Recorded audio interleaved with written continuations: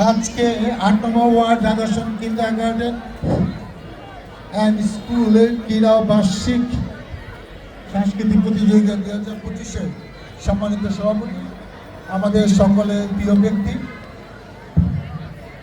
মোহাম্মদ রফিকুল ইসলাম, যে নিজেও একটি কিন্ডারগার্টেন প্রতিষ্ঠা করেছে, আদর্শন কিন্ডারগার্টেন স্কুলের প্রতিষ্ঠাতা। উপস্থিত আছেন বিশেষ অতিথিবৃন্দ। এবং আজকে হঠাৎ করে আমার ওয়াইফ আগ্রহ প্রকাশ করলো যে সে একটি স্কুলে স্পোর্টসে যেতে চায়, সেই জন্য তাকে আনা হয়েছে বিশেষ অতিথি হিসাবে। উপস্থিত এই 21টি প্রতিষ্ঠানে শিক্ষকরা, এলাকাবাসী, সুধীমণ্ডলী ও প্রিয় ছাত্রছাত্রী ভাই বোনেরা, দুটি কিন্ডারগার্টেন আমাকে তাদের বার্ষিক ক্রীড়া প্রতিযোগিতার নেওয়ার আগ্রহ প্রকাশ করলেন। আমি চিন্তা করলাম যে আমি যদি এইভাবে যেতে থাকি, এতগুলো কিন্ডারগার্টেন তো আমি রমজান মাসে আগে যেতে পারবো না। তাহলে কী করা যায়? সেই জন্য যেখানে হয়তো 24-25টা কিন্ডারগার্টেন আছে, সবগুলোকে নিয়ে আমরা করার চেষ্টা করেছি।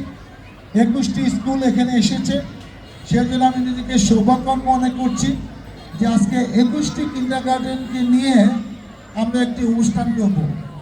এবং অনুষ্ঠানটা কি?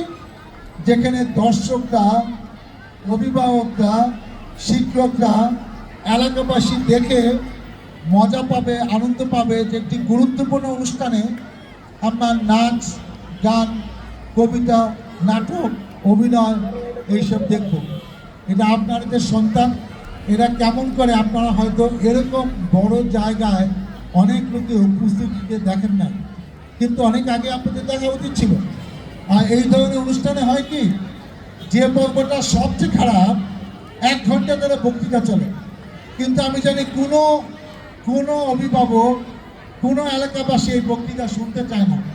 সেই জন্য আমরা চেষ্টা করছি যে 2-4 জনকে দিব, বাবা তোমাকে তো এলাকা এমনি চেনে, তোমার তো বক্তৃতা দেওয়ার দরকার কি।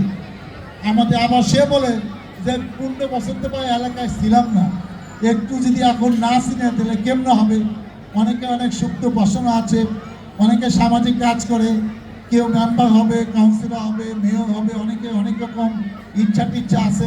আমি তো জানি না কার কি ইচ্ছা আছে, সবার সব ইচ্ছার কথা আমাকে বলেও না। আমার একটা ইচ্ছা আছে, সেটা আমি যখন সময় তখন আপনাদের বলবো। তো সেই জন্য এরকম একটি অনুষ্ঠান যে আচ্ছা সবাইকে নিয়ে আমরা মজা করবো, আমিও দেখব। কিন্তু তারা এতগুলো আইটেম দিয়েছে যে এইটা মনে হয় 7টার আগে শেষ হবে। আমার আবার ঢাকায় একটি 7টার সময় অনুষ্ঠান আছে, আমি হয়তো মাগরিবের নামাজের পরে হয়তো নাও থাকতে পারি, কিন্তু আমি এই 6টার সময় আজান দেবে, 6টা পর্যন্ত আপনাদের সাথে আছি। আর একটা রেওয়াজ আমাদের এলাকায় আছে যে সভাপতি, বিদেশে দেখছি সভাপতি সবার শেষে বক্তৃতা দেয়, আমাদের দেশে আগে দেয়। সেটা একটা ব্যাখ্যা হলো প্রধান অতিথি বক্তৃতা পড়ে লোকজন চলে যায়, কেউ আর সভাপতি বক্তৃতা শুনতে চায় না।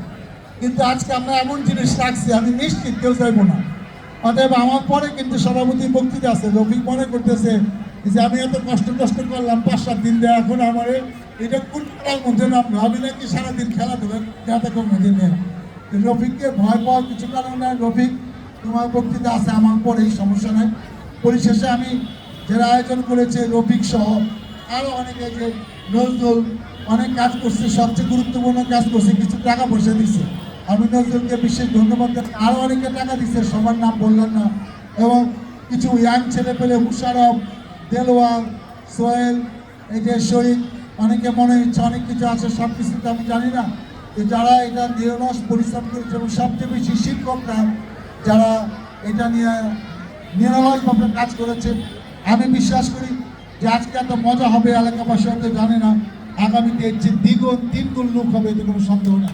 অতএব আমরা সময় নষ্ট করতে চাই না।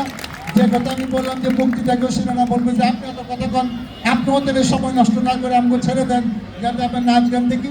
আপনারা কষ্ট করে আছেন, এই 7টা পর্যন্ত এখানে লাইটিং সিস্টেম আছে, সবাই আপনাদের এই অনুষ্ঠান দেখে যাবেন, এটাই আমার প্রত্যাশা।